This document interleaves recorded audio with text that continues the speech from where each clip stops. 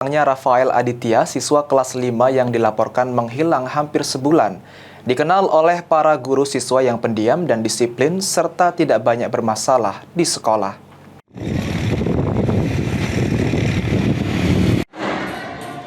Hilangnya Rafael Aditya, siswa kelas 5 SD menimbulkan rasa cemas dan khawatir yang mendalam bagi orang tua Rafael dan rasa prihatin oleh pihak sekolah.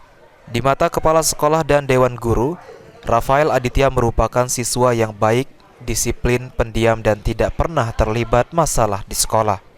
Untuk membantu, kita sudah memposting di akun Facebook kemana-mana.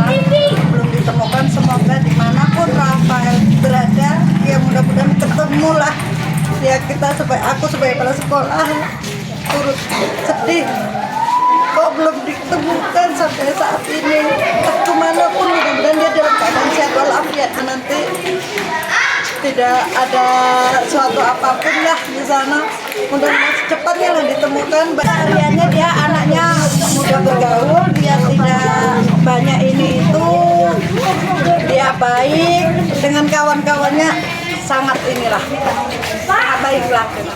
Ini sehari-hari anaknya sosialisasinya bagus, nggak pendiam, nggak bermain sama teman-temannya. Ini Bu, terkait sudah 1 bulan Rafa menghilang ini Bu, pernah nggak saat dia baru-baru dia menghilang tuh ada nggak dia menyampaikan pesan atau cerita ke Ibu, gimana itu Bu? Kalau dari saya nggak ada Pak. Nggak ada ya Bu? Ya kalau bisa ditindaklanjutin lah Pak ya, karena udah 1 bulan dia nggak ada kabar ya kan.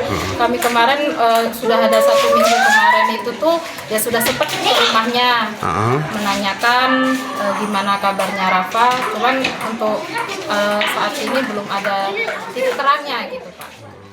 Diketahui Rafael Aditya bin Herwanto, siswa kelas 5 sekolah dasar warga Desa Penantian, Kecamatan Banding Agung, Kabupaten Oku Selatan, dinyatakan hilang sejak Selasa 21 Agustus 2024 lalu.